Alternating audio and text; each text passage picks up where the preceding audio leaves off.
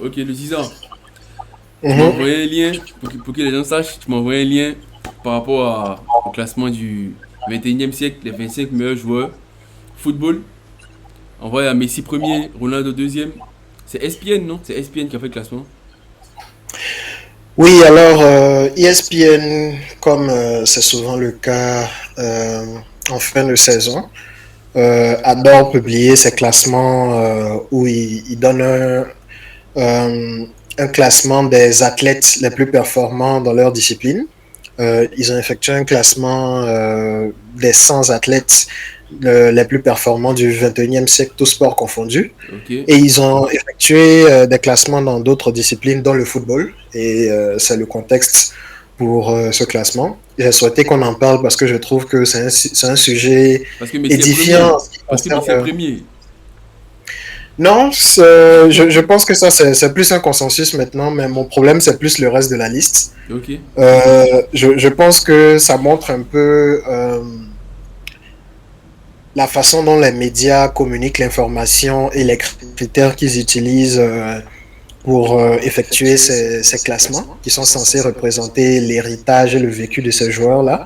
Je pense que vous devriez avoir le classement à l'écran, mais pour m'assurer que vous avez le classement, on a Lionel Messi numéro 1, Cristiano Ronaldo numéro 2, Thierry Henry numéro 3, Zinedine Zidane numéro 4, Luka Modric numéro 5, Kylian Mbappé numéro 6, Andrés Iniesta numéro 7, Xavi numéro 8, numéro 9, Ronaldo brésilien, phénoménal.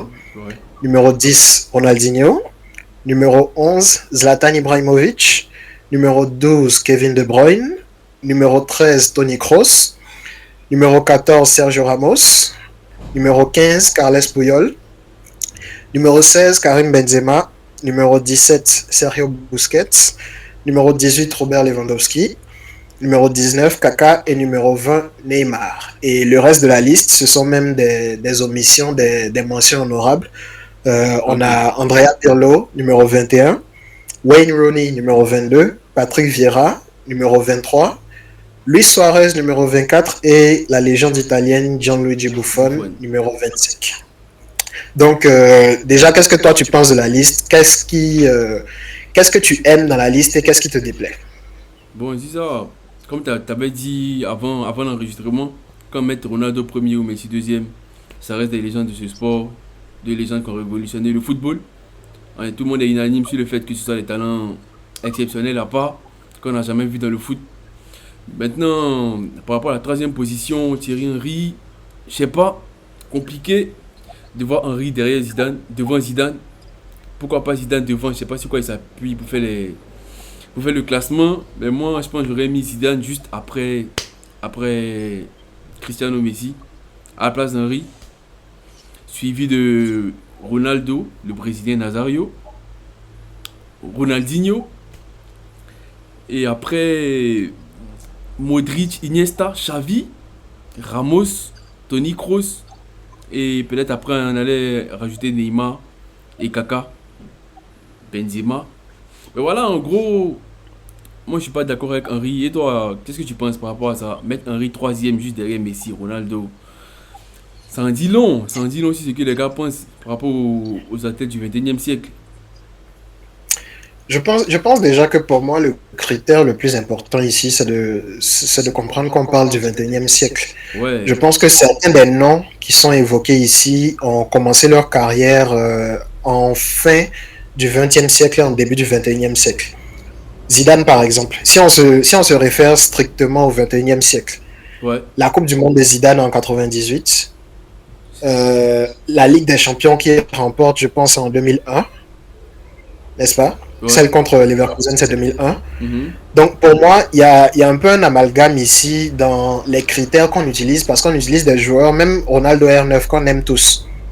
Pour moi, sa carrière avant 2000 est plus impressionnante qu'après 2000. Ouais, ouais, ouais. Donc, il y a tous ces critères pour moi qui sont un peu biaisés dans le classement. Pour moi, ils n'ont pas été vraiment honnêtes sur les critères qu'ils ont utilisés.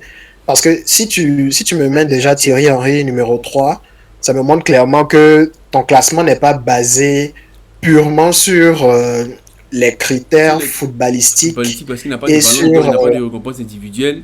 Les gars comme Zidane, Modric, Kaka, Ronaldinho, ils ont un ballon d'or, qui a une récompense en, individuelle qui atteste que tu es légitime de faire partie de ce type de classement. Quand tu mets en ensuite réalité, devant pour ceux-là, moi, ouais, vas-y. en réalité, pour moi, je suis d'accord avec toi que j'aurais plutôt Zidane au moins devant Thierry Henry. Ça, c'est clair. Je ne sais pas pour toi, mais pour moi, Luka Modric, c'est un joueur que j'adore. Je ne sais pas si je le mets encore, même actuellement, devant Iniesta. Je trouve que en termes de... Luka Modric fait partie de ces équipes du Real, là, mais je ne sais pas si il a eu le même impact que des joueurs comme Xavi ou même Iniesta. Même Ouais, si, pour moi, c'est pas ça, pour moi, c'est pas ça la partie la plus discutable du classement. Mais je pense que Xavi et Iniesta sont probablement les joueurs les plus influents de l'équipe la plus dominante du 21e siècle, autant en sélection qu'en club.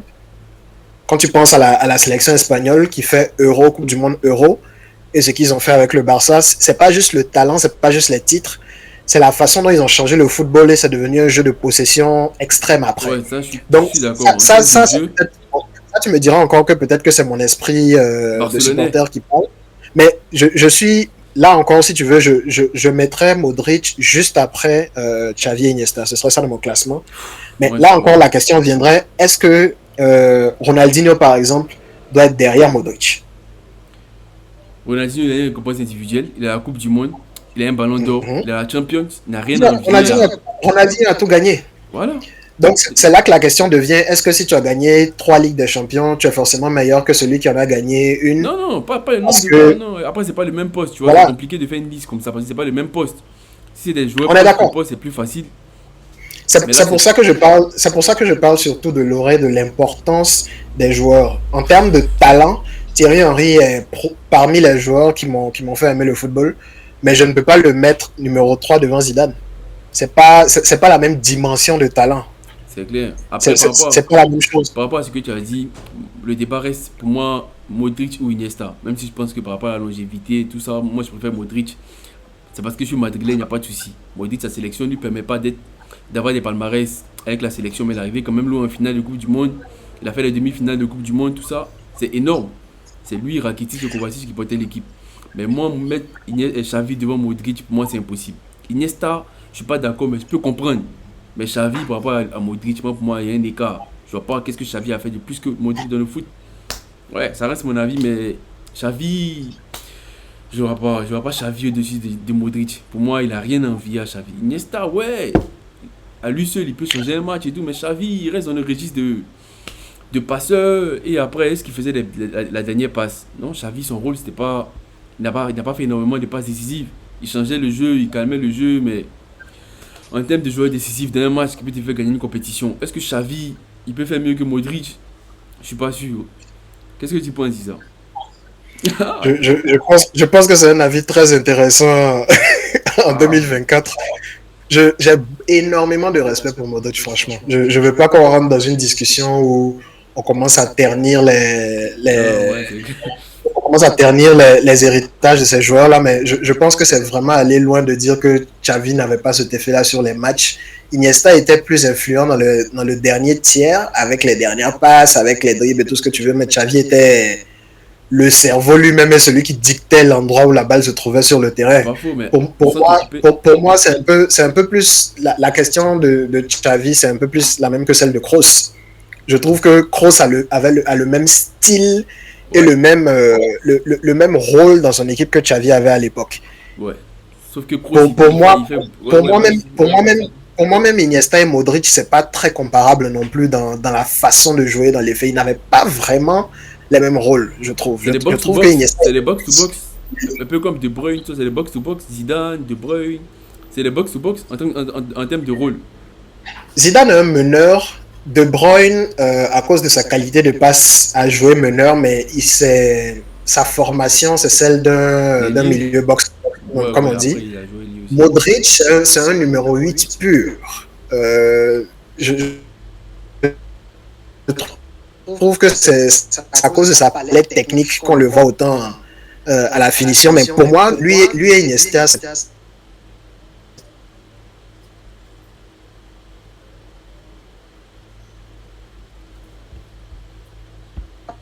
pas un technicien que dans là. Mais pour moi, je l'ai. Maintenant, pour moi, si tu veux ça encore on peut en débattre, même si je ne trouve pas que c'est hors du commun de mettre Modric devant Iniesta et Xavi, c'est juste des préférences personnelles. Je suis plus, j'ai plus de problèmes, par exemple, avec Kevin De Bruyne devant Kroos.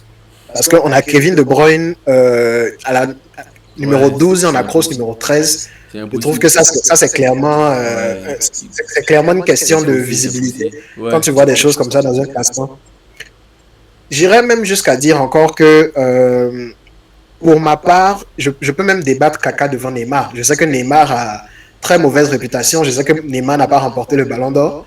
Mais je trouve que la carrière de Neymar, il faut quand même la respecter. Ce qu'il a fait en sélection, on voit maintenant ce que la sélection brésilienne est devenue depuis qu'il n'est plus au centre du projet. Je trouve que c'est un joueur. Qu'est-ce qu'il a remporté de significatif avec la sélection? C'est vrai, de beaux jeux, de monter la Il a détermination. remporté la Copa América. Il n'a pas remporté la Coupe du Monde, mais il a remporté la Copa América. Je suis d'accord avec toi. Si on parle strictement des trophées individuels et du respect qu'il a eu, c'est vrai que Kaka, à l'époque, était le joueur phare du Milan AC. Donc, je ne mets absolument pas ça en doute. Kaka, c'est un très grand joueur. Je ne sais pas si je pense... C'est ça. Je ne sais pas si je pense que Kaka était un meilleur joueur que Neymar. Au-delà de tout ce que Neymar a fait de sa carrière. Même si Kaka a une carrière plus accomplie, ça c'est clair. Non, je pense que il est plus talentueux. C'est indéniable. Neymar il a un talent de fou. Mais en termes de carrière, malheureusement, hein, Kaka c'est Kaka. Et je ne sais pas. Et je ne sais pas aussi si j'ai. Je pense que Manuel Neuer a sa place dans le top 20. Uniquement, honnêtement, je pense que Neuer est très très sous-estimé sur sa carrière. Il a tout gagné. Oui, il a tout gagné à part l'Euro, je pense.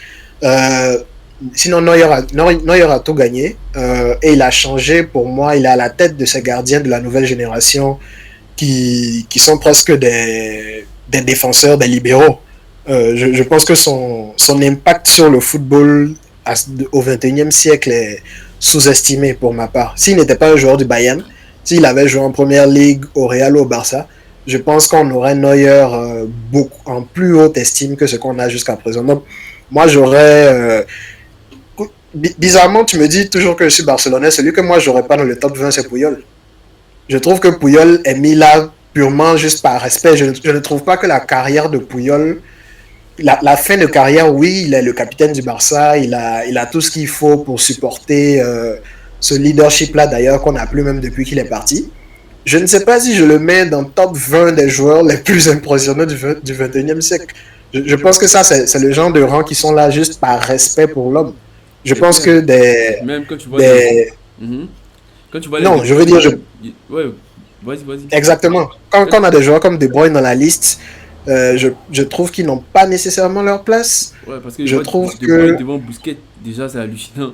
Parce qu'on sait que Guardiola a dit à son époque, rien n'aurait été possible sans Busquets. Guardiola a dit ça.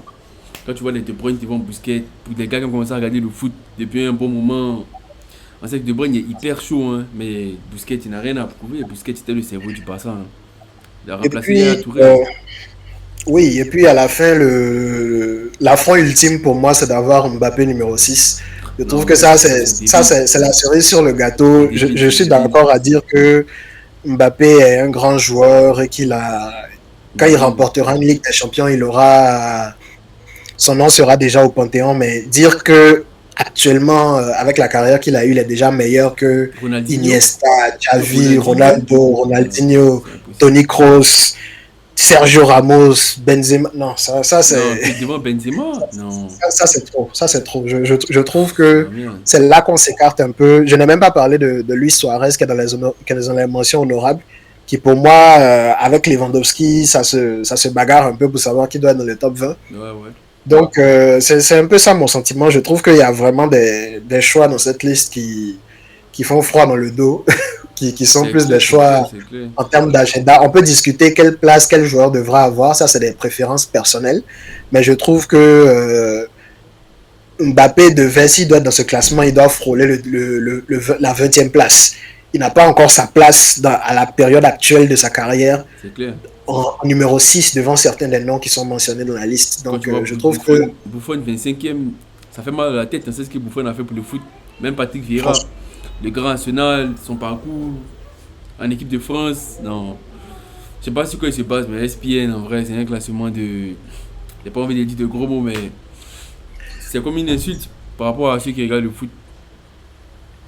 Et c'est voulu, c'est fait sciemment pour créer des réactions comme celle-ci. Donc, on va leur donner la visibilité qu'ils veulent avoir. Mais je pense que ça fait partie des choses qu'on devait mentionner en tant que fan de football. Je trouve que ce classement-là a beaucoup de zones d'ombre dont il faut parler. Ouais. Donc c'est un peu ça, hein, ils ont fait un classement pour susciter des interventions. Ils ont eu ce qu'ils voulaient. Mm. Donc, Moi, n'hésitez pas à nous donner votre propre classement dans les dans commentaires. les commentaires, ouais. Euh, Qu'est-ce que vous avez comme préférence ou comme problème avec la liste? Donnez-nous votre propre classement dans les commentaires. On sera très content d'interagir avec vous.